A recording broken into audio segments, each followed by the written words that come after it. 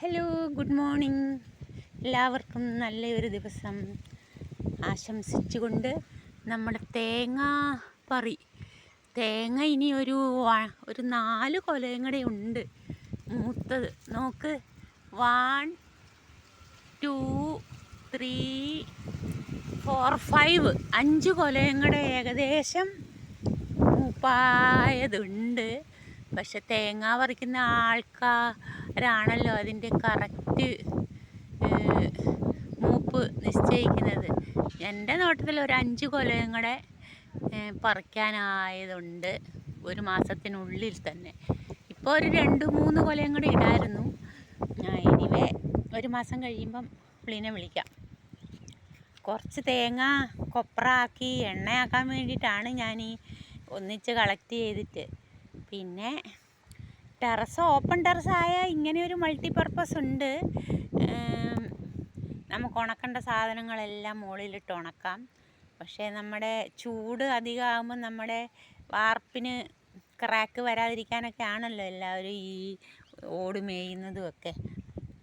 പണ്ട് ഇങ്ങനെ അധികം ചെയ്യലില്ല. എല്ലാം സംഗതി ശരിയാ. എനിവേ എല്ലാം നല്ലതിന് അല്ലേ, അതല്ലേ പറയാൻ പറ്റുള്ളൂ. ഇന്ന് രാവിലെ ഏതായാലും കുറച്ച് കാർഷിക വൃത്തികൾ ചെയ്യാമെന്ന് വിചാരിച്ചു. ഒരിക്കലും ചെയ്യാത്ത പണികളൊക്കെയാണ് ഞാനിപ്പോൾ ചെയ്യുന്നത്. അച്ഛനമ്മമാരുടെ ഒറ്റ മകള്, ഇളയത്, 3 ചേട്ടന്മാരുടെ ഇളയതായിരുന്നു. അപ്പം ഞാൻ ഒരു കാര്യങ്ങളും ചെയ്തിട്ടില്ല, അറിയത്തുമില്ലായിരുന്നു. പക്ഷെ ചെയ്യുന്നത് കണ്ടിട്ടുണ്ട്. പണിക്കാർ വീട്ടിൽ വന്ന് എവിടുന്നൊക്കെയോ ദൂരേന്ന് പുറപ്പെട്ട് വരുന്ന ഒരു 10 പണിക്കാരൊക്കെ നമ്മുടെ വീട്ടിലിങ്ങനെ സ്ഥിരം സ്റ്റേ ചെയ്ത് താമസിച്ച് വീട്ടിലെ കാർഷിക പണികളെല്ലാം ചെയ്യുന്നു. അവർ കിടന്നുറങ്ങി, അവർക്ക് വീട്ടിൽ നിന്ന് ഫുഡ് കൊടുക്കുന്നു. അവർ 2-3 മാസം കൂടുമ്പോൾ അവരുടെ വീട്ടിൽ പോകുന്നു. പണ്ടൊരു 10 ഏക്കർ സ്ഥലമൊക്കെ ഉള്ളവരല്ലേ. അപ്പോൾ അങ്ങനെയൊക്കെ ഇതെല്ലാം ചെയ്യുന്നത് ഞാൻ കണ്ടിട്ടുണ്ട്. കപ്പവാട്ട് മഹോത്സവം എന്ന് വെച്ചാൽ വലിയൊരു ആഘോഷം തന്നെയാണ്. അടുത്തുള്ള വീട്ടുകാരെയൊക്കെ വിളിക്കും. കപ്പവാട്ടും, നല്ല ഫുഡ്, നല്ല നെയ്യ്, ഉണങ്ങിയ നെയ്മത്തിയൊക്കെ പൊരിച്ചെടുത്ത്, കപ്പയൊക്കെ പുഴുങ്ങി, മുളകൊക്കെ ഇടിച്ച്, അത് കട്ടൻ കാപ്പി ഒക്കെ ആക്കിയിട്ട് വൈകുന്നേരം രാത്രിയിൽ ഒരു കപ്പവാട്ട് മഹോത്സവം ഒക്കെ ഞാനിതൊക്കെ ചേർൻ്റെ ഓർമ്മയിൽ ഇതൊക്കെ കണ്ടിട്ടുണ്ട്.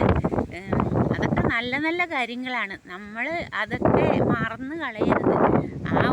ബാല്യകാലത്തെ ഈ ഓർമ്മകളിൽ നിന്നാണ് ഇപ്പോൾ ഈ തേങ്ങ പൊട്ടിക്കാനുള്ള ഒരു കത്തിയെടുത്തും ഈ ഉണക്കാനുള്ളതും ഇതുമൊക്കെ ചെയ്യുന്നത്. പക്ഷേ ഞാൻ പഠിച്ച് ഒരു ടീച്ചറാകാനായിരുന്നു ആഗ്രഹം. പക്ഷെ ആദ്യമൊക്കെ ഞാൻ സ്വന്തം ടീച്ചറായി അടുത്തുള്ള പിള്ളേർക്കൊക്കെ ട്യൂഷനൊക്കെ കൊടുക്കുമായിരുന്നു. ഫ്രീ ആയിട്ടാണ് കേട്ടോ. അപ്പം പിന്നെ ഞാൻ ടീച്ചിങ് ഇതിലേക്ക് പോയി. അവിടുന്ന് അത് ശരിയല്ല എന്നുള്ള, സർക്കാർ BEd ആണ് നല്ലത്, പ്രൈവറ്റ് സെക്ടറിൽ ടീച്ചിങ് ആദായകരമല്ല എന്നൊരു ബാങ്ക് മാനേജർ പറഞ്ഞു. അപ്പോൾ അങ്ങനെയാണ് പിന്നെ സർക്കാർ മേഖലയിലേക്ക് തിരിയാമെന്ന് വിചാരിച്ചത്. അങ്ങനെ വഴിത്തിരിവിലാണ് ആ സ്കൂളിലെ ഒരു കുട്ടിയുടെ അമ്മ JP അച്ഛനായിരുന്നു.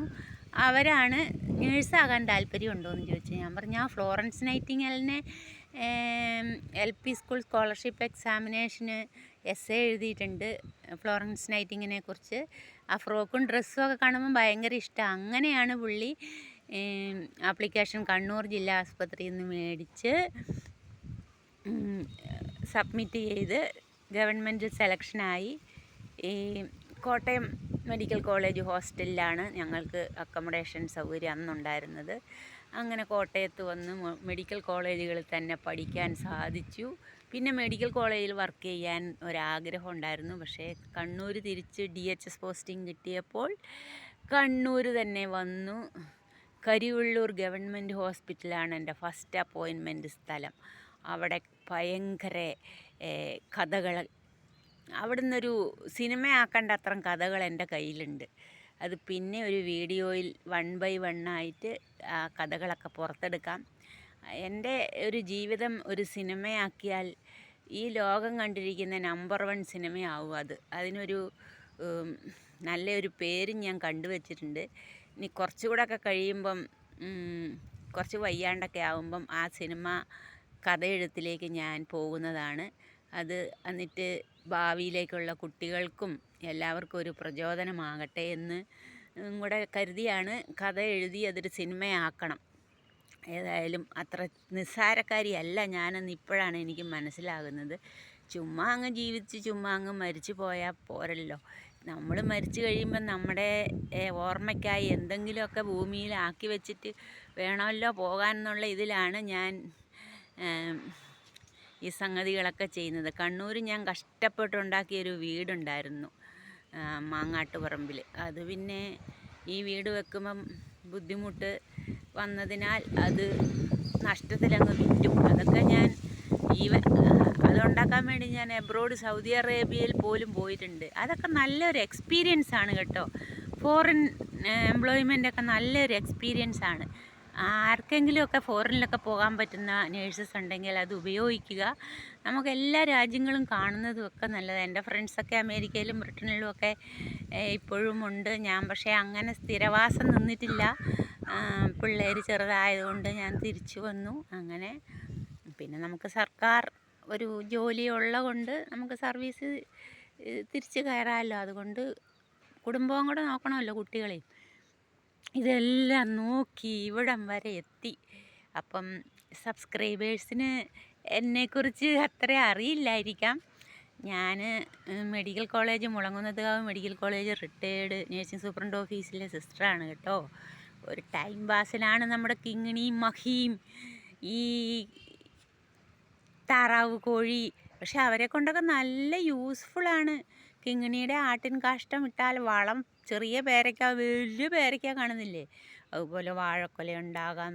എല്ലാ സാധനവും അവരെ കൊണ്ട് നമുക്ക് പാല്, വളം, മുട്ട, എന്തെല്ലാം കാര്യങ്ങളാണ്. പക്ഷെ നമ്മളാരും അത് മേക്ക് യൂസ് ചെയ്യുന്നില്ല എന്നുള്ളത്. എല്ലാത്തിനും മടി പിടിച്ച് ഇരിക്കുന്നു. ചില മടിയന്മാരുണ്ട്. ഒരു കാറ് ആക്കി പുറത്തേക്ക് എടുത്ത് വെക്കാൻ 10 വട്ടം പറഞ്ഞാൽ ചെയ്യുന്ന പാർട്ടീസ്.